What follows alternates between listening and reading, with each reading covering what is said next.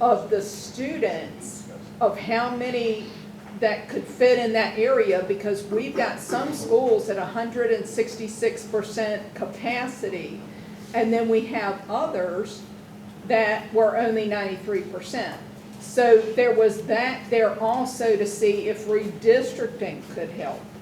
So that, like I said, that was actually a very good comprehensive study that might help y'all. And redistricting is a very, very touchy conversation. Oh, yeah. Just, people buy houses, so, I'm not saying that means that we shouldn't do it.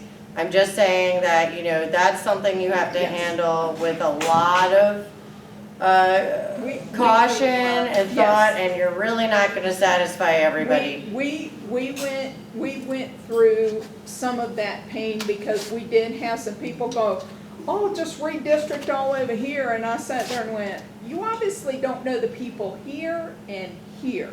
Right. So I get that, but at least it was where they actually put everything out there. It wasn't a, we're not going to make any decisions.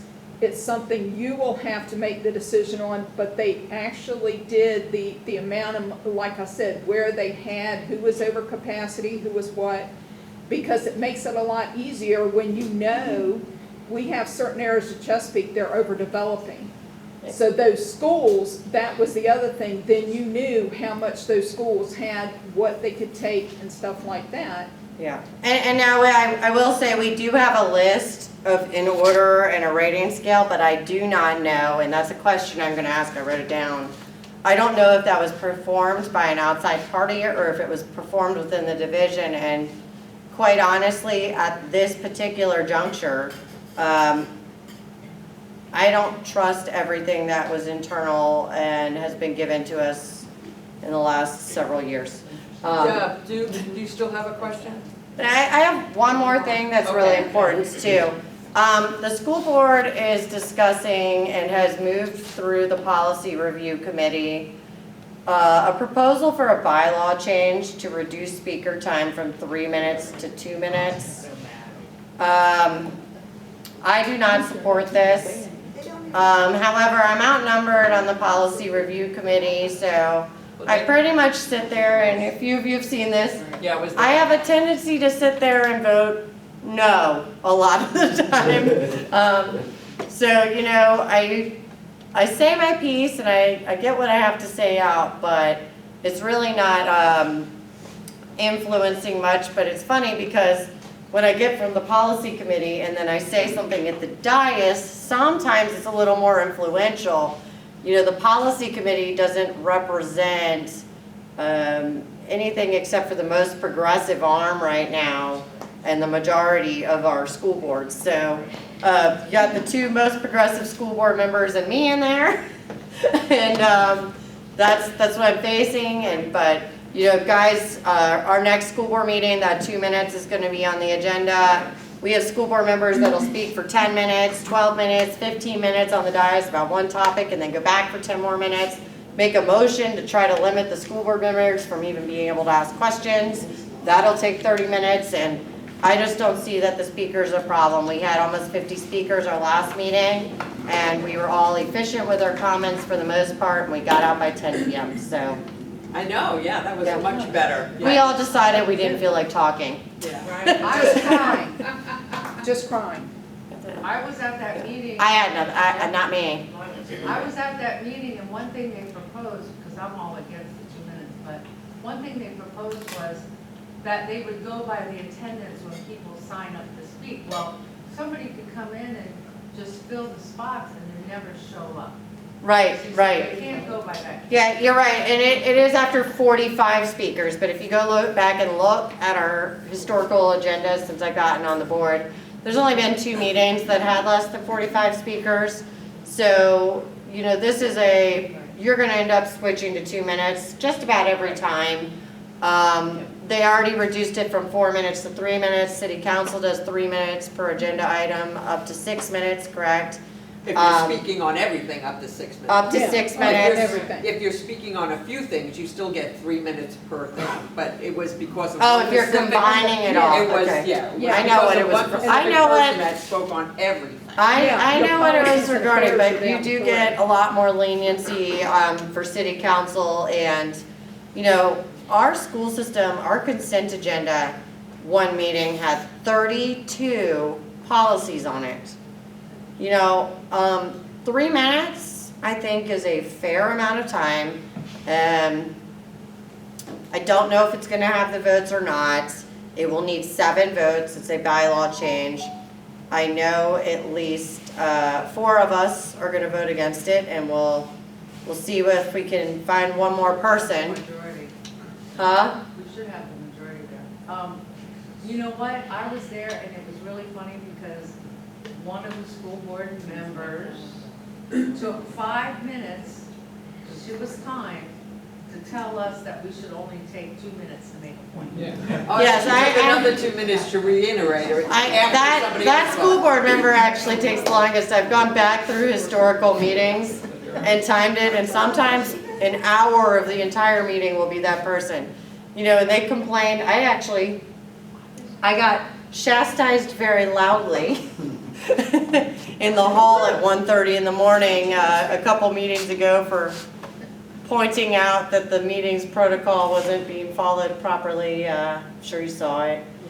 And that was not well received, and apparently the amendments I've made or substitutes are not well received, but, you know, I got work to do here. I have plans, and I plan to fight, and, you know, if I can't support something, I want to make an amendment, I can. Yes?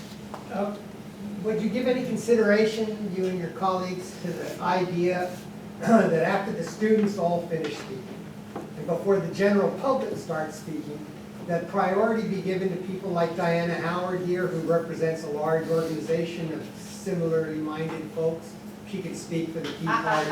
Robert Keane can speak for the TLP, that sort of thing. I think that's a really, really sticky idea. You know, I like the concept in theory, but there's a lot of various organizations that have a lot of opinions about a lot of things. I promise you, the organizations that have differing opinions than most of us in here are probably going to win that out and bogard the entire meeting. And in fact, I'd like to see the students put in order with the rest of. When they sign up. When they sign up, I don't think we're setting them up for life here. Right. I think that the students should be infiltrated up until the time that the Okay. curfew is set. Right. Okay, Keely and then Tamara.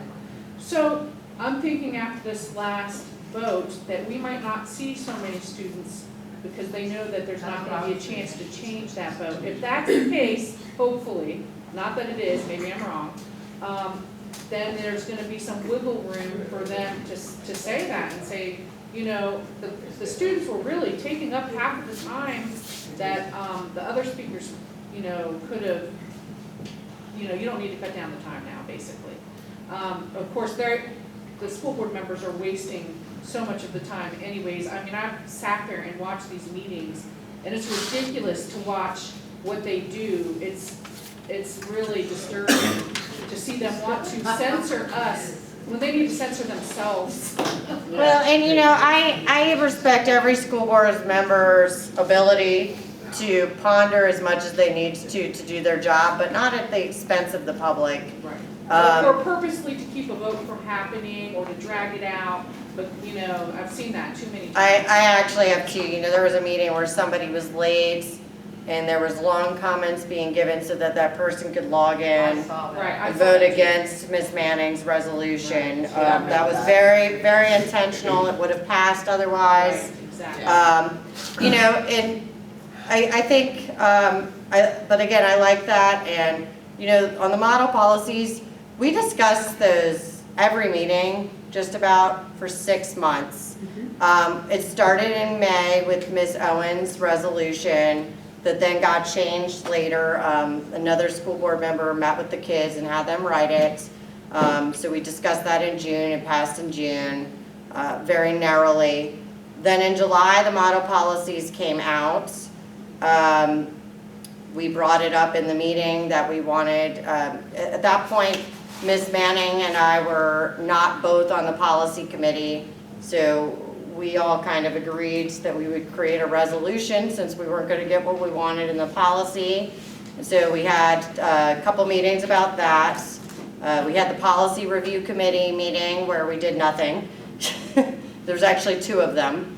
And then we had, I believe, 3 presentations on the model policies before we voted. So they say it's 7 meetings, but it was really, I believe, 10 meetings, regular school board meetings. 10 of them were dedicated to this, and then there were some other similar type of content issues that were mixed in. So it was a lot of meetings.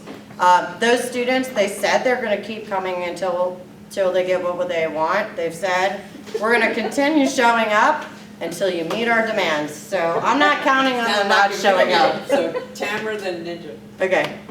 What about something like a Zoom meeting or something at the school during the school day or immediately after school for the students to be able to speak to the council and reserve the school board meetings at night for the public or the parents to come?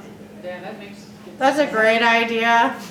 I'd be curious if it had support because I think there's at least 6 school board members that want the students first, and Well, they would be. They we would need in the 7 in school. order to implement a change, but I don't think that those kids probably want to do that. They want to be on TV. Right. They want to be in the Washington Post. They want to be on the internet. They want to be in the If they Zoom in, newspapers. they could be. I mean. They don't want to do that Zoom thing because that takes them out of that limelight. I mean, we're talking about kids that showed up to 20 school board meetings and we're talking to the press on a regular basis. I just don't see that.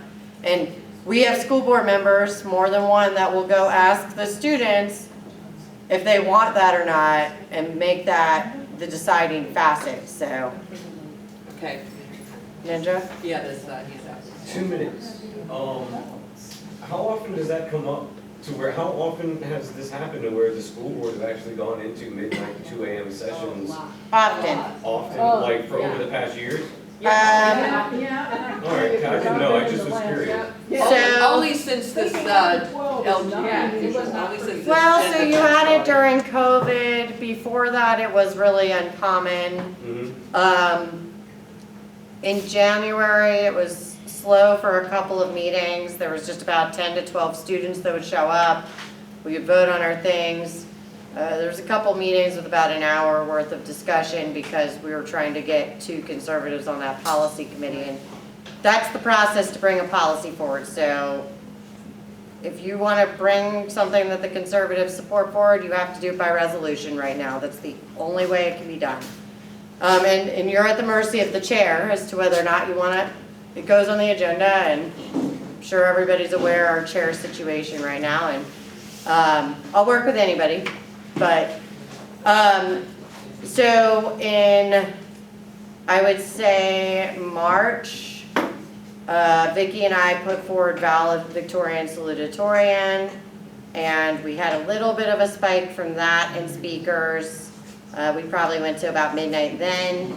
Then when we put forward the sexually explicit book policy that said there'd be no sexually explicit content in elementary school libraries, and that incoming materials in middle and high school would go on a list if they were sexually explicit so parents could opt out. That got a lot of attention. It got sent back to the policy committee. There was a school board member that said that they wanted something in there. We wrote it in there, came back. We still had the meeting till 1 or 2 o'clock in the morning. You know, and in the midst of it, we have all these superintendent contract terms. So, you know, we go into closed session at the end of the meeting and we're trying to analyze, you know, percentages and numbers. And, you know, I'm 38, I can handle, you tell me I'm gonna be there till 5 a.m., I'm fine, but not everybody wants to stay that late. And so I understand when it's tiring, but I think that we can all understand, you know, when somebody's tired and just try to give them a little extra time. Okay, So if there's no more questions, I'd like to thank Kathleen for coming and speaking to everybody. That was so informative. Way to